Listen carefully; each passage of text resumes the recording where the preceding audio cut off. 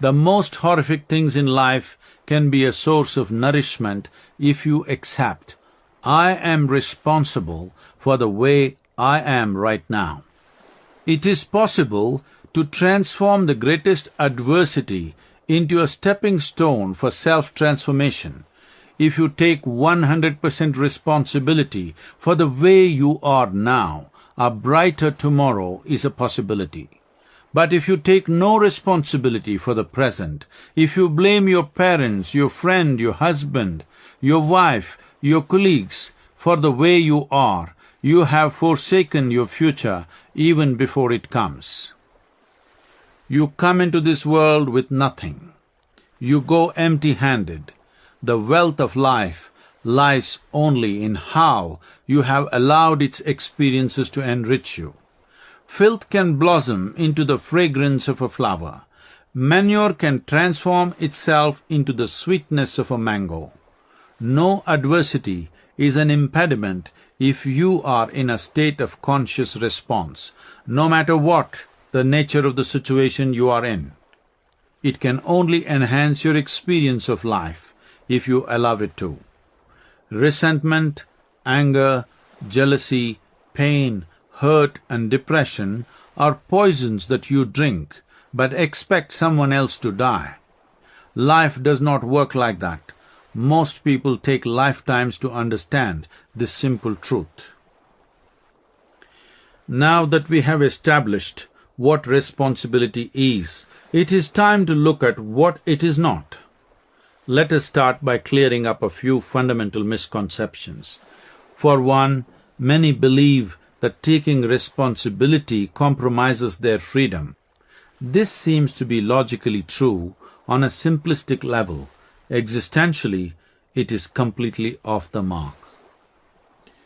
Which is freedom? You have choices or you have none. Your logical mind tells you give up all responsibility and you will be free. But in your experience of life, the more you are able to respond to everything around you, the freer you are. The logical and experiential dimensions of life work in diametrically opposite ways. Logic is not without its uses, but it helps only to handle the material aspects of life. If you handle your entire life with logic alone, you will end up a mess. Secondly, people often confuse responsibility with reaction. We have already demonstrated earlier that there is a world of difference between the two. The first is born in awareness, the second in unawareness. The first is born in consciousness, the second in unconsciousness. The first is freedom, the second is enslavement. It is time to make yet another distinction. Responsibility is not reaction, but it is not action either.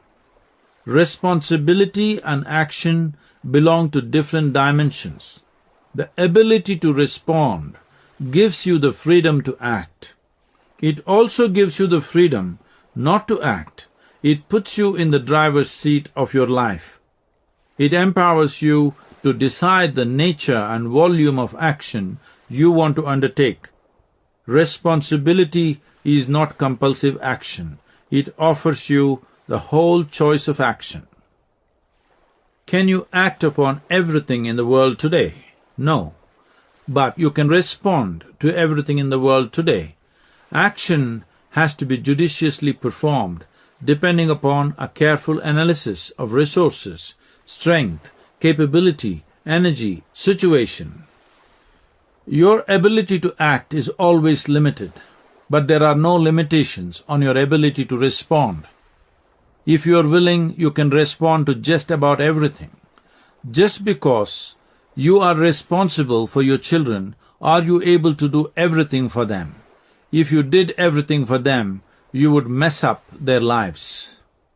Your sense of responsibility makes you do certain things for them and not do others.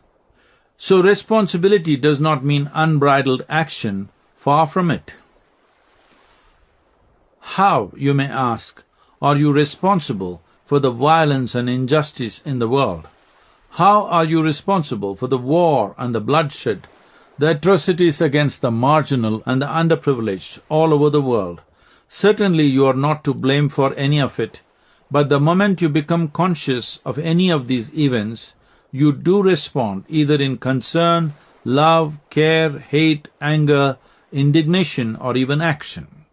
It is just that this is often an unconscious reaction rather than a conscious response. If you make this ability to respond into a willing process, that marks the birth of a tremendous new possibility within you. Your inner genius begins to flower.